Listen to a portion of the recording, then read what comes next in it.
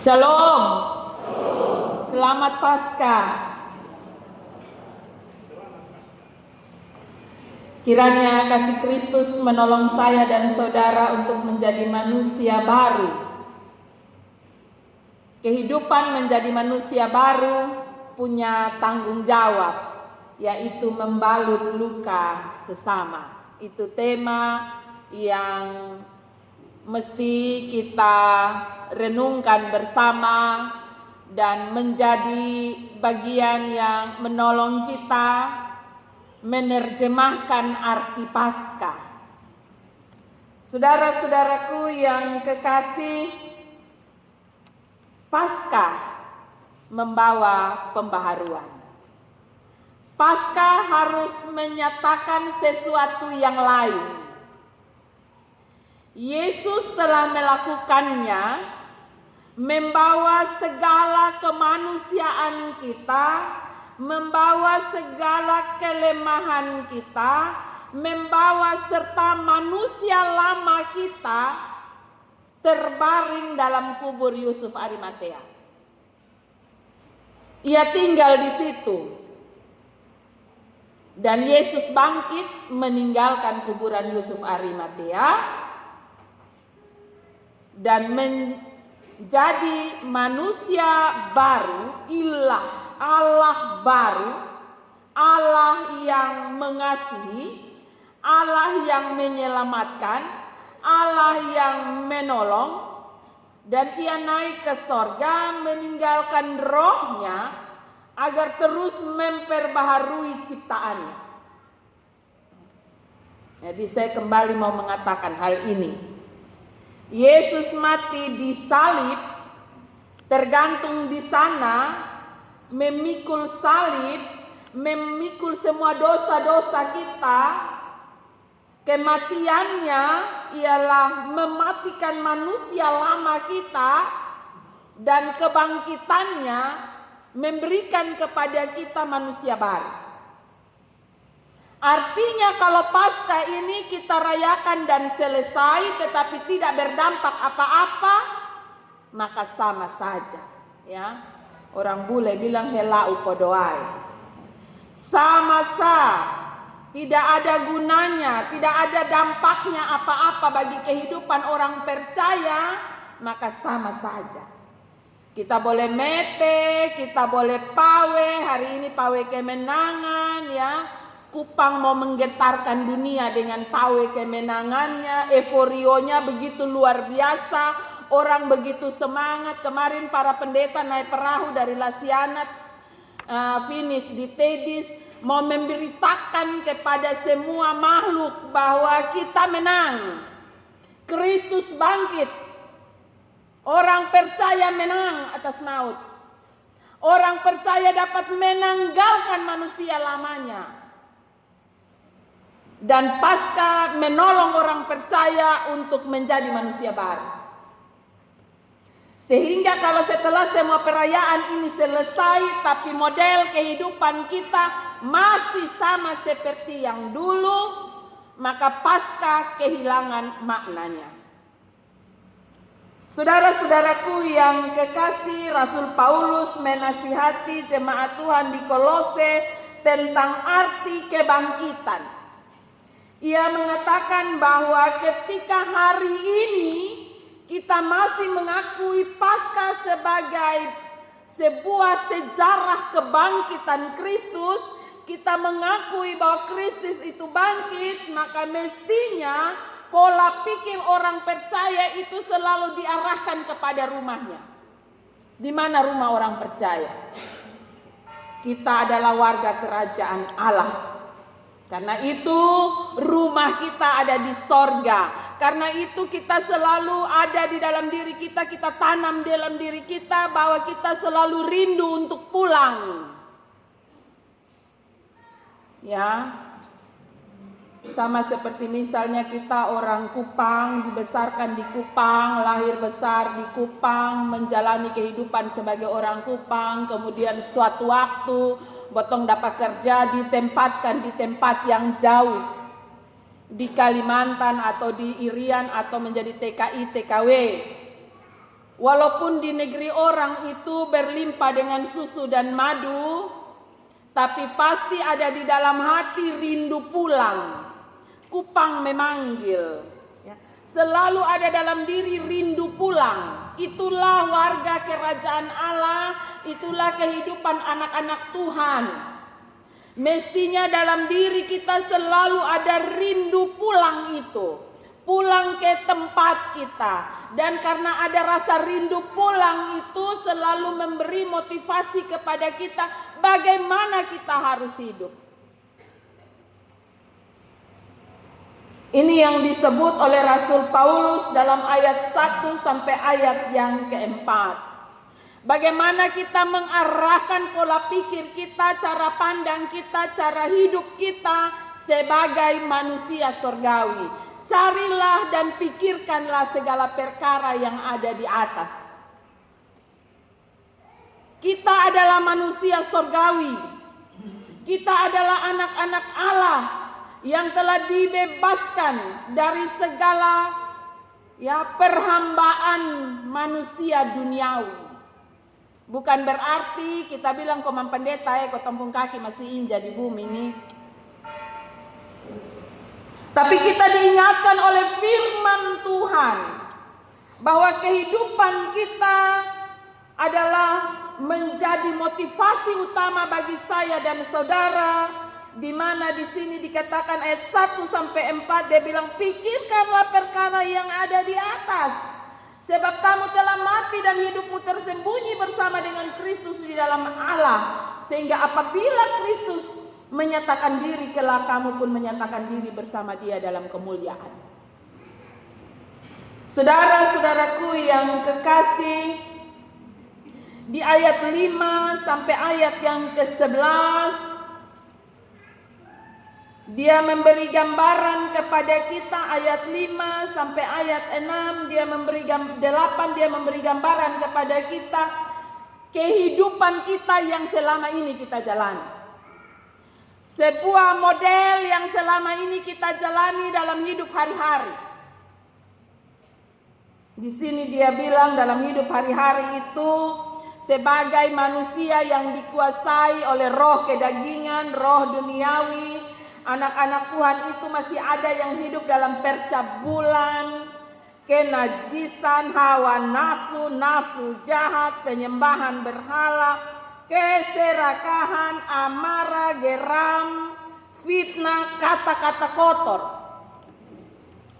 Itu model kehidupan sekarang ini yang masih ada dalam diri anak-anak Tuhan yang belum memandang kepada kehidupan yang sesungguhnya sebagai manusia surgawi. Kita masih terikat dengan hal-hal ini, bahkan kita masih mengikat diri kita dengan kondisi ini. Kita masih terus membiasakan diri kita untuk ada dalam kondisi ini. Ayat 8, tetapi sekarang buanglah semuanya itu. Buang sudah. Stop sudah. Tobat sudah. Dari tahun ke tahun kita merayakan tentang kematian. Ketika film The Passion diputar kita menangis. Kemarin Jumat Agung jujur saya menangis luar biasa. Melihat anak-anak main drama. Mendengar pujian yang mengarahkan kita untuk meresapi dan merenungi tentang kematian Kristus yang diawali dengan penderitaan yang luar biasa di salib. Kita menangis. Kita menangis karena memandang Yesus yang terluka, tetapi kita lupa untuk menangisi diri kita sendiri. Yang sampai hari ini masih hidup dalam kemarahan, suka marah, suka geram, jahat, fitnah, kata-kata kotor keluar dengan gampang dari mulut. Kita lupa menangisi diri kita sendiri. Kita menangis karena Yesus begitu menderita. Tapi kita tidak disadarkan bahwa penderitaan itu sebenarnya mesti kita tangisi pada diri kita sendiri. Kita yang mesti menangisi diri kita sendiri.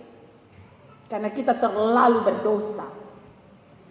Saudara-saudaraku yang kekasih, karena itu peristiwa Paskah menolong saya dan saudara, mengingatkan saya dan saudara untuk buang sudah itu semua. Paulus bilang, buang semua itu. Lepaskan sudah, stop sudah, bertobat sudah. Kalau kita merayakan Paskah maka stop sudah. Sadar sudah. Ya. Dan ayat yang ke-10 dia bilang, kenakanlah manusia baru. Yang terus menerus dibaharui untuk memperoleh pengetahuan yang benar menurut gambar haliknya. Ya. Gambar haliknya. Kita ingat penciptaan. Marilah kita menjadikan mereka serupa dan segambar dengan kita. Pada kita ada gambar Allah. Pada kehidupan kita ada roh Allah. Ingat itu. Karena ada gambar dan roh Allah dalam kehidupan inilah, maka Allah begitu mengasihi kita sehingga dia melepaskan anaknya yang tunggal untuk mengalami penderitaan yang luar biasa, masuk dalam alam maut sebagai hukuman dari dosa. Dan karena kealahannya itu, ia bangkit sebagai pemenang bersama dengan kita. Kalau kita percaya bahwa Yesus telah bangkit, maka kita percaya juga bahwa saya dan saudara telah dibangkitkan. Dosa kita telah dikuburkan dalam kematian Yesus. Dan roh kita dibangkitkan. Kita diberi roh yang baru. Sehingga hidup kita sungguh-sungguh dibaharui. Tanggalkanlah pakaian yang lamamu dan kenakanlah pakaian yang baru. Jangan pakai badobel. Son mau lepas yang lama tapi mau pakai yang baru. Ya. Seringkali ini masih menjadi cara hidup kita. Kita tidak mau menanggalkan yang lama tapi mau pakai yang baru. Saudara-saudaraku yang kekasih, menjadi orang percaya harus terus dibaharui. Agar kita serupa dengan gambar haliknya. Kita kembali, orang Arab bilang kembali ke fitrahnya. Kembali ke asalnya. Ketika Allah menciptakan manusia, dia bilang sungguh amat baik. Ini terlalu bagus. Ini orang terlalu bagus. Inilah anak-anakku, inilah ciptaanku, inilah buat tanganku yang terbaik. Karya Allah yang terbaik ada dalam diri kita. Karena itu apa yang mesti kita lakukan. Ayat 12 sampai ayat 16. Dia bilang kenakanlah belas kasihan. Ada dalam kemurahan, ada dalam kerendahan hati, ada dalam kelemah lembutan, ada dalam kesabaran. Ampuni seorang akan yang lain, tidak menyimpan dendam seorang akan yang lain. Kenakanlah kasih sebagai pengikat yang mempersatukan dan menyempurnakan. Siapa orang percaya yang son tahu in barang dong? Botong semua su tahu in barang dong. Bagaimana orang percaya itu harus hidup. Tinggal bagaimana kita melakukannya. Kalau hari ini kita masih mau mengenakan manusia lama sekaligus mengenakan manusia baru. Jadi sewaktu-waktu manusia lama kita kelihatan, sewaktu-waktu manusia baru kita kelihatan. Maka berhati-hatilah. Karena wahyu mengatakan jika engkau suam-suam kuku, maka engkau tidak mendapat tempat dalam kerajaan Bapa-Ku. Jangan hidup suam-suam kuku. Percaya betul-betul. Jangan percaya setengah-setengah, maju mundur. Ya. Ayat 15 dan 16, dua hal ini penting. Supaya kita bisa menjadi manusia surgawi, ada dua hal yang mesti kita lakukan. Yang pertama, hendaklah damai sejahtera Kristus itu memerintah di dalam hatimu. Ayat 15. Damai sejahtera yang perintah botompung hidup. Ya. Mari botolia botompu hidup Kalau botompu hati ada senang. Ya. Kalau ada damai sejahtera, hati ada senang, maka apapun yang terjadi hari itu semua kelihatan baik-baik saja. Ya, kalau hati ada enak, hati ada senang. Orang omong tak salah juwi lu nih kusu omong karmana ini. Ya, bottom biasa sah. Tetapi kalau bukan damai sejahtera yang perintah ini hidup, ya, ketika su jengkel memang, maka orang bikin baik ju, semua jadi sone baik. Betul kok? Ya. Karena itu hal yang pertama dia bilang di sini, hendaklah damai sejahtera Kristus memerintah dalam hatimu. Taruh damai sejahtera dalam hidup ini. Sehingga dia yang memerintah cara kita berbicara, dia memerintah cara kita bertingkah laku. Yang kedua, hendaklah perkataan Kristus dengan segala kekayaannya di antara kamu. Perkataan Kristus yang keluar dari mulut kita. Apa perkataan Kristus? Ketika orang menghujat dia, ketika orang menghina dia, ketika orang mengolok-olok dia, ketika orang pukul ancur dia, apa yang dia keluarkan dari dalam dia mulut? Ya Bapa, ampunilah mereka, karena mereka tidak tahu apa yang mereka perbuat. Itu perkataan Kristus. Dua hal ini menolong saya dan saudara menjalani hari-hari. Damai sejahtera berdiam dalam diri kita dan perkataan keluh Kristus yang kita perkatakan dalam kehidupan kita. Berkenaan dengan baptisan yang akan berlangsung hari ini. Seruan firman Tuhan ini diperdengarkan kepada setiap orang tua dan orang tua rohani. Jadikanlah damai sejahtera Kristus di dalam hatimu, di dalam pikiranmu. Perkataan Kristus di dalam perkataanmu. Maka anak-anakmu akan bertumbuh dalam pertumbuhan yang benar dan pengenalan yang benar akan Tuhan. Ketika kita sebagai orang tua dan orang tua rohani masih sering memperkatakan hal-hal yang bukan perkataan Kristus, maka anak-anak kita bertumbuh mendengar perkataan yang lain, bertumbuh dalam cara pandang yang lain. Dan akhirnya ketika mereka dewasa, mereka tidak mengenal Kristus secara benar.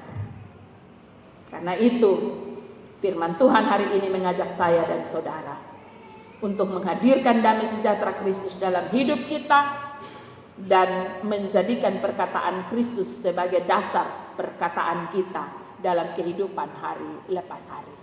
Sehingga kita mampu membalut luka hati dari semua yang ada di sekeliling kita. Tuhan Yesus memberkati firman-Nya. Selamat Paskah. Amin.